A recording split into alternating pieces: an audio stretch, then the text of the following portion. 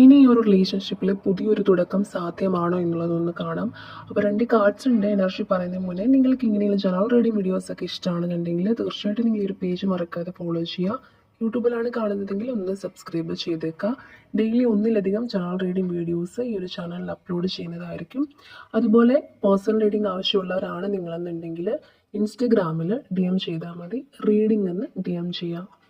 Okay, ഇവിടെ 9 of പെൻറ്റാക്കിൾസും അതുപോലെ തന്നെ 7 ഓഫ് സ്വാർഡ് റിവേഴ്സ്ഡ് ആണ് വന്നിട്ടുള്ളത്. അതായത് സത്യസന്ധതയിലേക്കുള്ളൊരു മാറ്റം നിങ്ങൾക്കുടനെ പ്രതീക്ഷിക്കാം ഈ റിലേഷൻഷിപ്പിൽ നിന്ന് മനസ്സിലാവുന്നത്. അതായത് ഇൻ കേസ് എന്തെങ്കിലും രീതിയിലുള്ള മിസ്അണ്ടർസ്റ്റാൻഡിങ്ങോ അല്ലെങ്കിൽ ക്ലാരിറ്റി ഇല്ലായ്മയോ അല്ലെങ്കിൽ ചീറ്റിംഗ് എനർജിയൊക്കെ നിങ്ങളുടെ റിലേഷൻഷിപ്പിൽ ഉണ്ടായി, ആ ഒരു രീതിയിലാണ് നിങ്ങൾ ബ്രേക്കപ്പ് ആയിട്ടുള്ളതെങ്കിൽ, ഒരു നോ കോൺടാക്റ്റ് ഉള്ളതെങ്കിൽ ഈ ഒരു കാർഡിൻ്റെ ഒരു എനർജി പറയുന്നത് ഇതുവരെ നിങ്ങളോട് ഏതെങ്കിലും കാര്യത്തിൽ ആ ഒരു പേഴ്സൺ എന്തെങ്കിലും കാര്യങ്ങളൊക്കെ മറച്ചു വെച്ചിട്ടുണ്ടെങ്കിൽ അല്ലെങ്കിൽ വഞ്ചനാപരമായിട്ടുള്ള പെരുമാറ്റം ഉണ്ടായിരുന്നെങ്കിൽ അതിൽ നിന്നുള്ള ഒരു മാറ്റത്തെയാണ് ഈ ഒരു കാർഡ് സൂചിപ്പിക്കുന്നത്.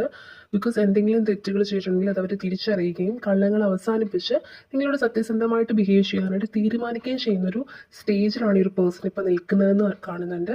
എന്തെങ്കിലും തരത്തിലുള്ള ഒളിച്ചുകളികളൊക്കെ ഉണ്ടെങ്കിൽ അതൊക്കെ അവസാനിപ്പിച്ച് കാര്യങ്ങൾക്കൊരു വ്യക്തത വരുത്തണം. അല്ലെങ്കിൽ മിസ്അണ്ടർസ്റ്റാൻഡ് ചെയ്തതാണെങ്കിൽ പോലും എന്താണ് സംഭവിച്ചതെന്ന് മേ ബി നിങ്ങൾ വിഷമിക്കേണ്ടെന്ന് വിചാരിച്ച് എന്തെങ്കിലും കാര്യങ്ങൾ ഹൈഡ് ചെയ്തതാണോ അല്ലെങ്കിൽ മനഃപൂർവ്വമാണോ, അപ്പോൾ എന്താണോ നിങ്ങൾക്കൊരു കുറേ പേർക്കെങ്കിലും ഒരു ക്ലാരിറ്റി ഇല്ലായ്മ ഉണ്ടായിരിക്കാം നിങ്ങളുടെ റിലേഷൻഷിപ്പിൽ. അപ്പോൾ അതില്ലാതെ ഒരു ക്ലാരിറ്റിയോട് കൂടി തന്നെ ഈ ഒരു പേഴ്സൺ തിരികെ വരാനായിട്ട് ആഗ്രഹിക്കുന്നു എന്നാണ് ഈ ഒരു കാർഡ് എനർജി കാണുന്നത്.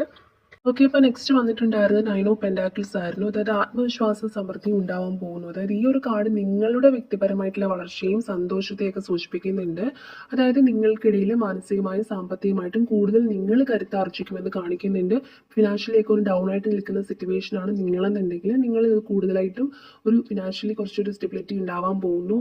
മെൻ്റലി കുറച്ചുകൂടി നിങ്ങൾ ഹാപ്പി ആവാനായിട്ടുള്ള അവസരങ്ങൾ, അതെല്ലാം സിറ്റുവേഷൻസ് നിങ്ങളുടെ ലൈഫിൽ ഉണ്ടാവാൻ പോകുന്നു എന്ന് കാണുന്നുണ്ട്.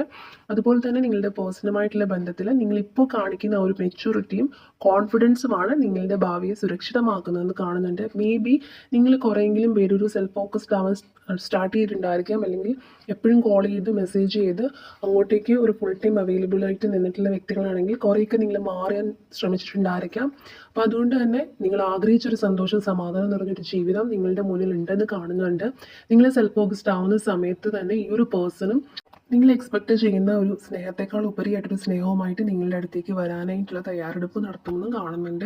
അപ്പോൾ ഒരു കൺക്ലൂഷൻ അവിടെ പറയുകയാണെങ്കിൽ 2 കാർഡുകൾ ഒന്നിച്ച് നോക്കുമ്പോൾ നിങ്ങളുടെ ഫ്യൂച്ചർ പഴയതുപോലെയുള്ള ഒരു പ്രശ്നങ്ങളോ കള്ളത്തരങ്ങളോ സംശയങ്ങളോ അല്ലെങ്കിൽ നിങ്ങൾക്കിടയിൽ എന്താണോ ആ ഒരു ക്ലാരിറ്റി ഇല്ലായ്മയുള്ളത് അതൊക്കെ ക്ലിയർ ആവാനുള്ള പോസിബിലിറ്റി വളരെ കൂടുതലായിട്ട് കാണുന്നുണ്ട്. ഈ ഒരു എനർജി നിങ്ങൾക്കായിട്ട് യൂണിവേഴ്സ് നിങ്ങളെ കാണിച്ചു തന്നതാണെന്ന് നിങ്ങൾക്ക് ഒരു വിശ്വാസം ഉണ്ടെന്നുണ്ടെങ്കിൽ തീർച്ചയായിട്ടും കമൻറ്റിൽ താങ്ക് യു യൂണിവേഴ്സ് എന്ന് കമൻറ്റ് ചെയ്യും.